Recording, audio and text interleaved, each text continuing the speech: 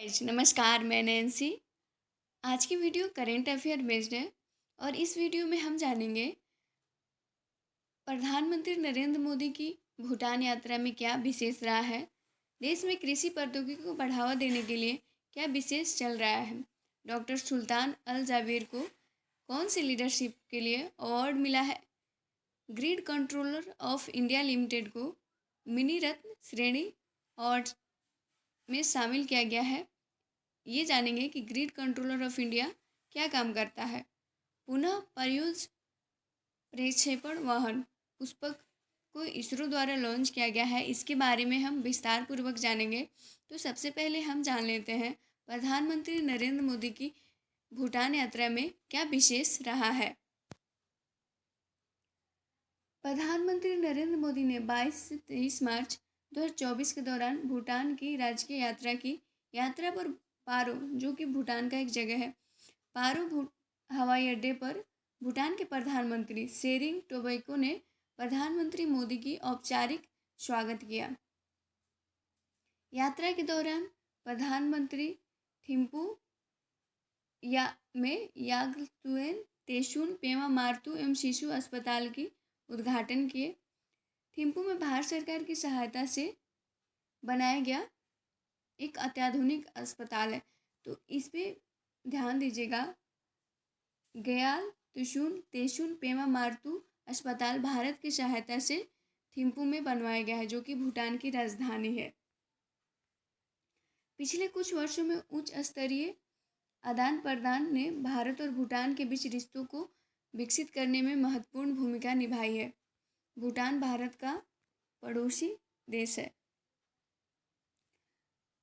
भूटान के राजा जिमे खेसर नामग्याल वांगचुक ने दोनों देशों के बीच घनिष्ठ संबंधों को रेखांकित करते हुए भारत की कई यात्राएं की हैं, जिनकी आखिरी यात्रा नवंबर 2023 में हुई थी। इसी तरह अगस्त 2019 में पीएम मोदी की भूटान यात्रा एक महत्वपूर्ण मील का पत्थर साबित हुआ, जिसमें आर्थिक सहयोग और कनेक्टिविटी को बढ़ावा देने के उद्देश्य से द्विपक्षीय परियोजनाओं का शुभारंभ भी हुआ था। आगे हम जानते हैं आईसीआर और धानुका एग्रीटेक लिमिटेड ने कृषि प्रौद्योगिकी को बढ़ावा देने के लिए आईसीएआर और धानुका एग्रीटेक, ये इम्पोर्टेंट हो जाता है, ने कृषि प्रौद्योगिकी को बढ़ावा देने के लिए ज्ञापन पर हस्ताक्षर किया है। समझौते पर आईसीआर के डॉक्टर यूएस गौतम और धानुका एग्रीटेक लिमिटेड के डॉक्टर आरजी अग्रवाल ने हस्ताक्षर किए हैं। इसका उद्देश्य कृषि पद्धतियों को बढ़ाना और छोटी जोत वाले किसानों तक नई तकनीक को पहुंचाना।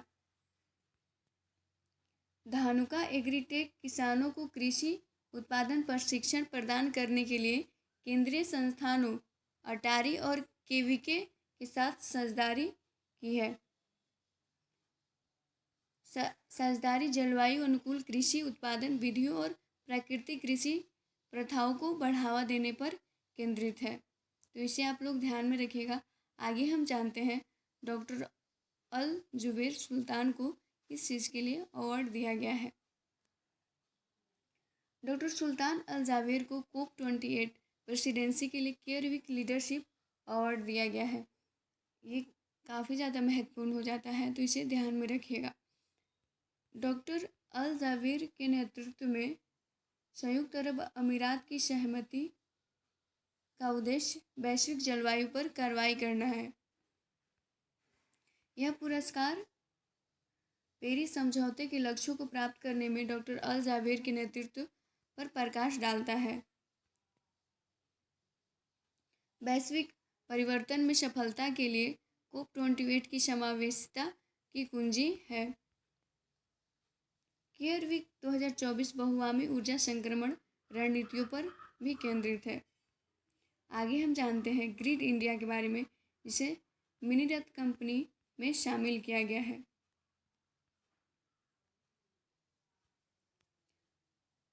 Grid controller of India limited ने मिनी रत्न श्रेणी में केंद्रीय सार्वजनिक क्षेत्र उद्यम का दर्जा प्राप्त कर एक महत्वपूर्ण उपलब्धि हासिल की है। भारत सरकार के विद्युत मंत्रालय द्वारा प्रदान की गई यह मान्यता देश की विद्युत परिदृश्य में ग्रिड इंडिया की महत्वपूर्ण भूमिका को रेखांकित करती है। अब हम ग्रिड इंडिया कंपनी के बारे में जान लेते हैं। 2019 में स्थापित ग्रिड इंडिया के पास भारतीय बिजली प्रणाली के त्रुटिहीन और निर्बाध संचालनों की देखरेख करने, क्षेत्रों के भीतर और पार विद्युत ऊर्जा के कुशल हस्तांतरण को सुनिश्चित करने की विश्वसनीयता, अर्थव्यवस्था और स्थिरता पर केंद्रित करने के साथ साथ अंतर्राष्ट्रीय बिजली विनिमय की सुविधा प्रदान करने की महत्वपूर्ण जिम्मेदारी भी है। आगे हम जानते हैं सबसे महत्वपूर्ण और सबसे ज़्यादा इम्पोर्टेंट पुनः परियोजना प्रक्षेपण वाहन पुष्पक के बारे में, जो कि इसरो के द्वारा लॉन्च किया गया है।